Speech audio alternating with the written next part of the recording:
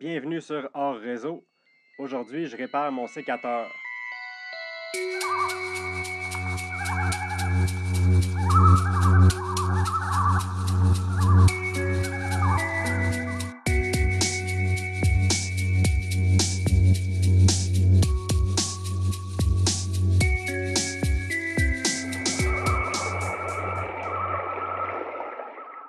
Dans l'intro qu'on vient de voir, c'était une famille de canards. Je crois que c'est la femelle avec environ 7 bébés. Alors voici quelques outils que je pense utiliser pour réparer mon sécateur. On voit ici, il y a un trou, alors qu'il est supposé avoir du métal à cet endroit-là qui sert à faire l'effet de levier qui donne toute la force au sécateur. J'ai donc acheté une tige de métal dans le but de remplacer le morceau qui a cassé en deux l'hiver dernier. Faut dire que j'ai abusé, là, j'ai mis vraiment beaucoup de force alors qu'il faisait très froid. Et voici le reste du morceau qui est cassé. Maintenant, j'ai une mauvaise surprise. Le trou sur le morceau argenté est plus petit que le trou sur le morceau noir. Finalement, je vais devoir utiliser le grinder pour enlever du métal parce que le diamètre de la tige est plus gros que le deuxième trou. Chaque morceau fait un peu moins d'un demi-centimètre. Alors, je vais marquer au crayon feutre le métal pour savoir combien je dois en enlever.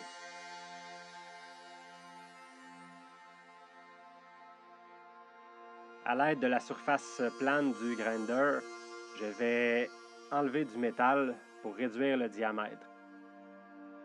J'en enlève un peu, je tourne la tige et puis je continue d'en enlever. Bien sûr, ça prend les lunettes de protection pour faire ce travail.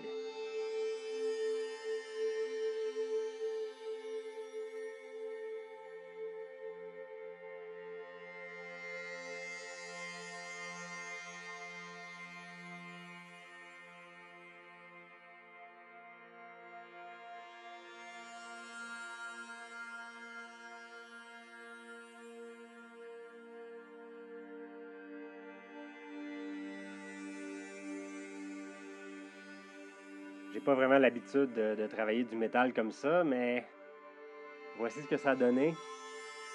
J'en ai enlevé un petit peu trop, honnêtement.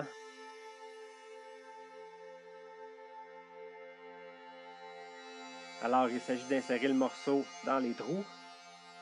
Avec un clou qui est coupé, je vais frapper comme ça avec le marteau pour l'insérer.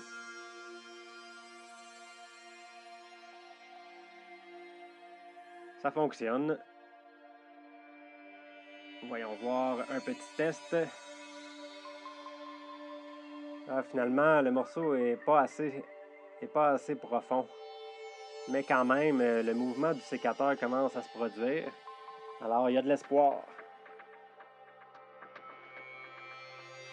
Je vais couper quelques branches pour tester, voir si j'ai réussi. Ici, j'ai un tas de branches que je vais utiliser pour chauffer à l'automne. Faire des petits feux quand il ne fait pas trop froid. Ou pour partir des feux, c'est pratique.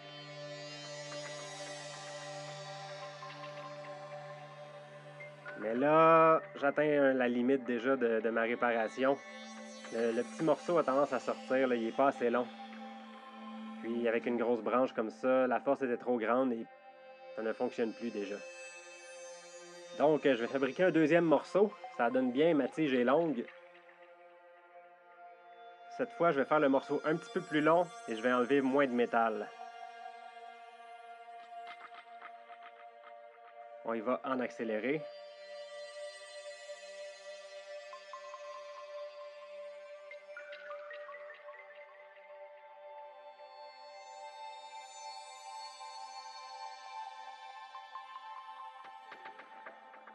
Je vais tester, voir si ça rentre. C'est encore un petit peu trop gros, j'en enlève encore.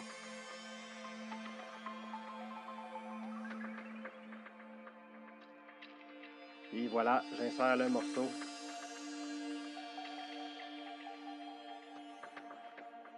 Il recommande de ne pas frapper comme ça avec une hache, mais bon, c'est pas un travail très difficile, là.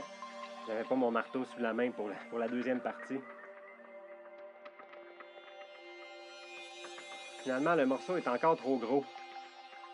Donc, je vais en enlever un petit peu encore.